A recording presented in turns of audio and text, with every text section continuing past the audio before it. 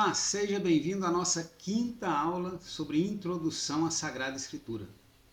Aula que nós estamos fazendo para apresentar para você diferentes versões da Sagrada Escritura, particularmente da Igreja Católica. Nós vamos apresentar apenas uma tradução da Bíblia Protestante para vocês, mas esse curso tem a finalidade disso, de mostrar um pouco mais sobre a Sagrada Escritura para você, especificamente sobre o livro, sobre a Bíblia, em tudo aquilo que ela pode te ensinar além do texto escrito. E hoje vou mostrar para vocês uma das Bíblias que eu mais gosto de estudar. É a minha Bíblia preferida para estudo, e eu gostaria, com muito carinho, de apresentá-la para você. Então, vem comigo!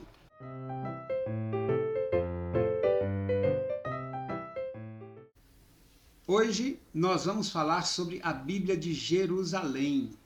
Não sei se você já conhece essa Bíblia, mas para mim é uma das melhores traduções bíblicas que tem. A Bíblia de Jerusalém, esta aqui é a minha Bíblia, ela já está um pouco detonada, já tive que passar algumas fitas aqui para colar a capa dela que se soltou. Mas quando nós abrimos esta Bíblia aqui, já vou mostrar para vocês a edição dela. Nós estamos aqui na quinta edição de 2008. Quinta edição de 2008. Ela tem uma breve apresentação sobre a tradução dela. E logo em seguida, aqui os colaboradores dessa Bíblia, quem que ajudou na tradução, nos comentários. E já entrando aqui no índice geral da Bíblia. Esse índice geral ele te mostra os livros separados por tema, por assunto, os Pentateucos, os livros históricos, os livros proféticos e sapienciais, ou seja, os livros que contam sobre a sabedoria de Deus. Depois apenas os livros proféticos. Aqui o Novo Testamento, totalizando os 73 livros. São 46 do Antigo Testamento, mais 27 do Novo Testamento que a Bíblia Católica possui. Bom, seguindo, ele te mostra aqui uma sequência dos livros da Bíblia hebraica e depois uma sequência dos livros da Bíblia grega. É bom também, a títulos de conhecimento, se você está iniciando agora, não se preocupe tanto com esta questão, para que você não se confunda, mas é bom que você saiba que tem aqui esta explicação.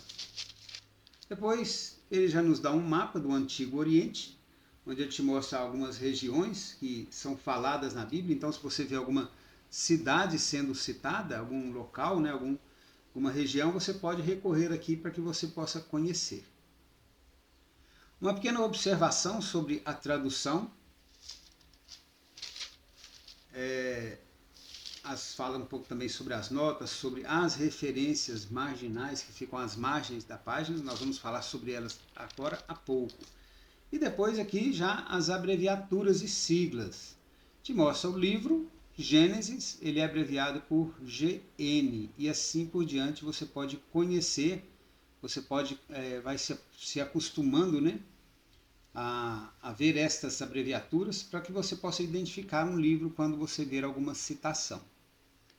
Depois os livros na ordem alfabética. Aqui uma explicação de como você vai ler cada versículo, cada capítulo, como que são citados e como que você vai decifrar. GN 3,1, livro do Gênesis, capítulo 3, versículo 1. E você pode ler para que você se acostume, se você não tem nenhuma familiaridade com ler a Sagrada Escritura. Algumas outras abreviaturas que você vai encontrar no decorrer da leitura do texto, e também você pode recorrer aqui para que você possa tirar a sua dúvida quando se deparar com uma citação dessa.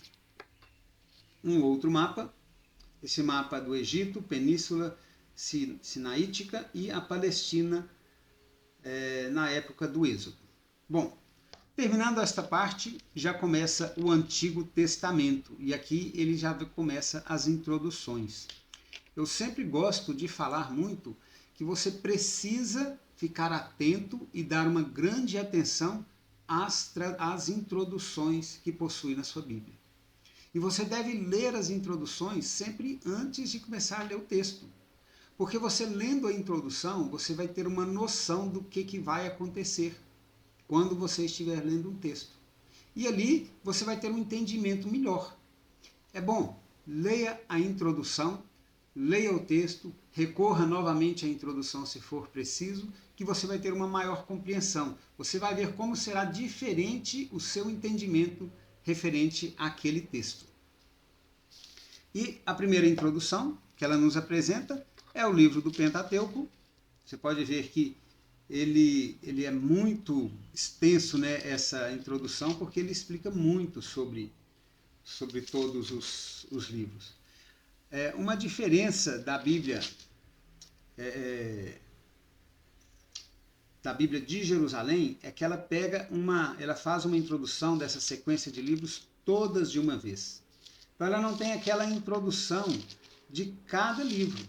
Ela tem aqui, por exemplo, o Pentateuco, nessas páginas de introdução, ele faz a introdução dos 5 primeiros livros da Bíblia.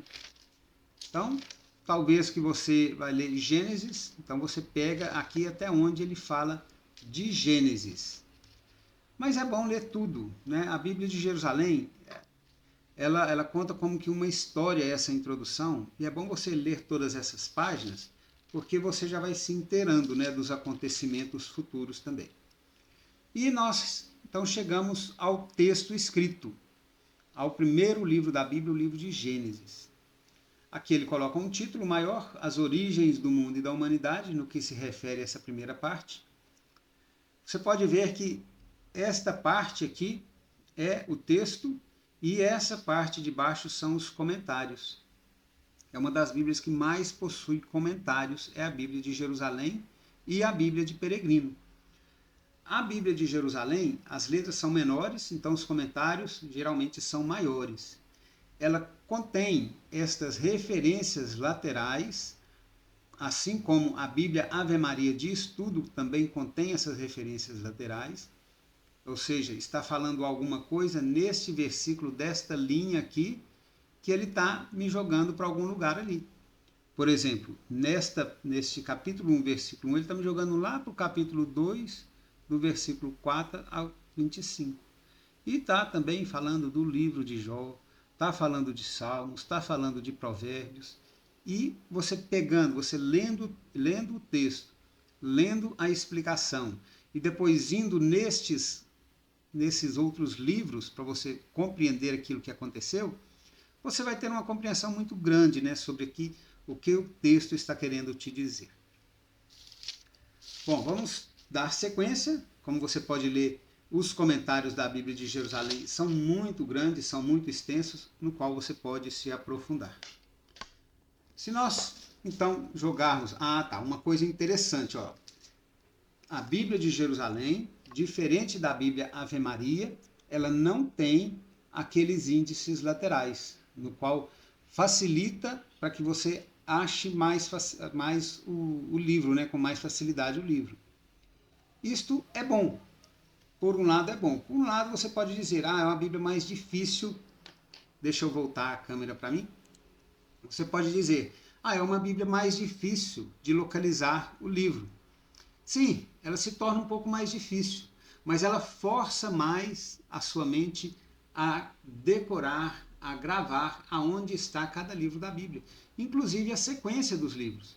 Muitas vezes a gente pede a alguém, né, você está num lugar fazendo alguma palestra e você pede para que a pessoa abra lá no Evangelho. E a pessoa começa a abrir lá no início da Bíblia, não sabe onde está mexendo, não sabe onde está o Evangelho. Fica totalmente perdida, porque não tem familiaridade com a Sagrada Escritura. E a Bíblia de Jerusalém, assim como a Bíblia do Peregrino, elas também não têm esses índices laterais, ela te força um pouco. Então, uma coisa que você pode colocar como um defeito, na verdade, ela vai se tornar uma virtude na sua vida, porque vai forçar que você aprenda um pouco mais sobre a Sagrada Escritura. Bom, então ela não tem essas referências laterais. Se nós chegarmos então agora no início do Novo Testamento, né, terminando o Antigo Testamento, olha quantas quantas introduções. Aqui eu termino com Malaquias, né, capítulo 3, o Antigo Testamento, inicio o Novo e venho aqui as introduções aos evangelhos sinóticos. Então, eu tenho várias páginas de introdução que também é interessantíssimo que você leia antes de você ler especificamente o texto bíblico. Tá bom? Olha aqui, ó. Ele vai fazer a introdução sobre o evangelho de Mateus, sobre os evangelhos em geral, e depois especificamente sobre Mateus, sobre Marcos e sobre Lucas. Estes são os evangelhos sinóticos. Depois nós temos o evangelho de João, mas é uma outra introdução a ele. Aqui ele te dá um mapa, né, a divisão das tribos sobre Josué, e depois a parte sul da quinta, como que está escrito aqui, ó, satrápia. Ou seja, a divisão das tribos de Israel. É importante você conhecer, e você vai conhecer essa divisão das tribos de Israel quando você estiver lendo lá o Pentateuco. E, iniciando aqui o texto do Novo Testamento, também contém as referências laterais, contém os comentários, assim como todos os outros livros do Antigo Testamento. Bom, vamos chegar então lá no final da Bíblia, lá em Apocalipse 22, onde termina o texto sagrado, onde terminam os escritos sagrados, né? Aqui, ó, terminou Apocalipse 2. Ele nos apresenta também outros mapas, aqui sobre viagens de Paulo, também sobre as viagens de Paulo, né? Para que você possa saber por onde o apóstolo ele passou, né? Durante a sua vida de apóstolo. Logo em seguida, tem alguns quadros cronológicos para que você possa se situar na história, as datas, né, mais ou menos, que aconteceu as coisas. Fala sobre as origens, 2 milhões de anos, né? Depois 13 mil anos, a lista dos povos, e assim por diante. É bom, né, você dar uma passada aqui, porque a igreja também, né, ela anda em conjunto com a ciência. A igreja não anda isolada da ciência. Tinha um santo que dizia, eu não lembro qual, mas ele sempre dizia: quanto mais ciência, mais fé. E quanto mais fé, mais nós cremos também na ciência. Bom, depois deste quadro cronológico, onde ele mostra assim, quase que todos os livros, né, da Sagrada Escritura, para que você possa se posicionar nestas datas, ele tem aqui também algo que essa parte aqui, as dinastias Asmoneia e Herodiana, no qual eu confesso para você que ainda não aprofundei nessa parte, não vou saber dizer muito sobre isto aqui. Mas vamos continuar, tem um calendário, ele vai te mostrar algumas datas de festas judaicas, né, quando que acontecia a festa, vai te mostrar os meses do ano nos nomes babilônicos, nos nomes que nós conhecemos e nos nomes macedônios, a título de conhecimento também.